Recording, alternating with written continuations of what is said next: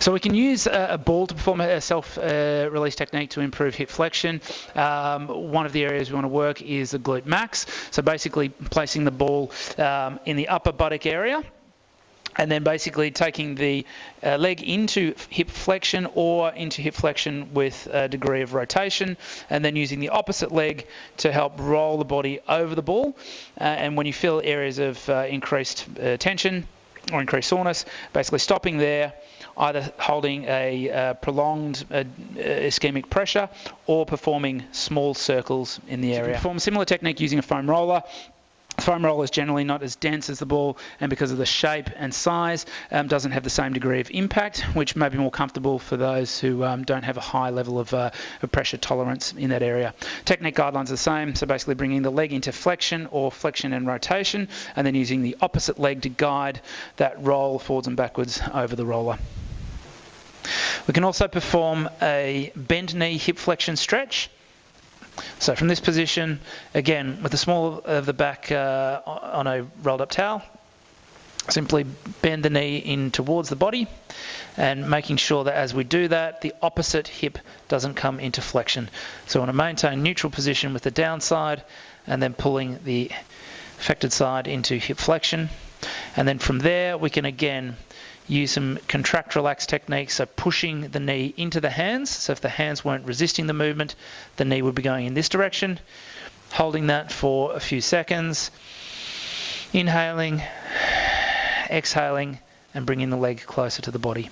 Then we can also do this in different degrees of hip abduction or external rotation to target restricted areas, or target the specific position that we're going to be in a movement such as a squat. We can perform some end range isometrics in this position. An example of which would be hip flexion isometric, pulling the knee up as far as you can in towards the body, then taking the hands away and attempting to hold the leg in that position. So bringing in as close as you can, engaging the hip flexors, taking the hands away and attempting to hold in that position. So when performing a dynamic stretch for the gluteals, we're using the hip flexors to bring the hip into a position of flexion while simultaneously flexing the knee, bringing the leg up as high as possible, then using the hands to reinforce the stretch. So using the hip flexors to initiate the movement, and then the hands to reinforce the stretch. As with all of our dynamic lower limb stretches, we can use a calf raise on the bottom leg to accentuate that triple extension on the supporting side for more of an effective stretch.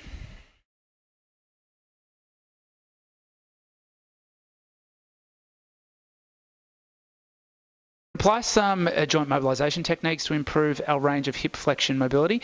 The most commonly used technique would be a posterior glide of the femoral head, and we often perform this with the use of a strap.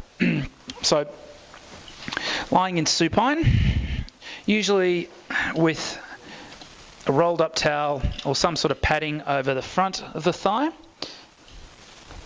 bringing the affected leg up into hip flexion, and attaching a strap or a belt and stabilizing it with the opposite leg. And from here, using that opposite leg to push down and provide quite a strong downward force in order to elicit that traction effect through the affected hip. Use that same technique to perform a mobilization with movement. So we're applying that downwards traction with the belt, and then at the same time pulling the leg into hip flexion. So we can perform some co-contraction techniques to improve our range of hip flexion mobility. And the most commonly used techniques would be hip flexion with isometric adduction, isometric abduction, isometric external rotation, or isometric internal rotation. So demonstration of those, again with the rolled up towel in the small of the back to prevent any lumbar flexion, bringing that leg up into that onset of restriction of range, and then from there pushing the leg out into the hand, so performing an isometric contraction here, and then bringing the leg into flexion. Likewise, isometric adduction, pushing in and pulling up. Isometric external rotation, we would stabilise the position of the knee, and then with the foot push inwards, applying isometric external rotation here, pulling the leg up towards the body, and then isometric internal rotation, pushing the foot out against the hand and bringing the leg up towards the body. And as discussed earlier, we would experiment with those techniques to find which was the most effective. And then we can also use a compression technique where we're basically using the hand to try and force the femur down into the hip joint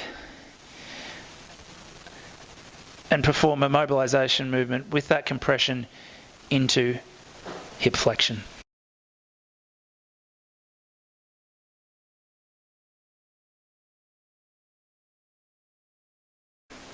So we can use a basic symptom modification procedure to ascertain the most effective mobility intervention for the specific client. So we'll start with hip flexion range of movement as an example. So if we take the limb into that specific range and then have the client let us know when they feel that first onset of restriction. Okay, so tell me when you start to feel that restriction there. Okay. So we take either a measurement or a visual approximation of that range and then apply a few different strategies to find what works best for them. So we can start off applying some compression. All right, so I'm going to apply some long axis compression, basically pushing on the knee to drive the thigh down in towards the hip joint, just making sure that they don't have any patellofemoral issues or any sensitivity to touch around the front of the knee. So applying that compression and then taking them into range. How does that feel? Any easier? Any change at all? Easier. And then we can do the same with distraction, so basically placing the hand up in the crease of the knee and then stabilising the pelvis. We don't want to just pull up on the leg because we're likely just to rotate the pelvis. So stabilising the pelvis, pulling up and then bringing the leg further into range. How does that feel? Any easier? Any easier or more difficult than when we applied the compression? Compression was easier. Compression was easier? Good. And then we can also apply a gentle inferior glide. So basically with one hand on the crease of the hip joint, basically pulling downwards and then bringing up. All right, now as I'm doing that, I can feel that there's a bit more resistance. How does that feel? A bit harder? Yeah. And then we can also apply some co-contraction strategies. So I'm going to have Len basically push the knee inwards. So we're going into gentle hip adduction, just a little bit of force there. Good. And then go up into the range that way. How does that feel? No real change. Good. And then pushing outwards gently. Good. Holding that there. And moving further into range. How does that feel? A little bit easier. Okay, so out of all of those, so we had some compression, some distraction. The inferior glide didn't work very well. And then we had hip abduction, which provided a little bit of an increase in your range. Which one felt most effective for you there? Compression. Okay, so we could then use that as a self-mobility intervention strategy for him.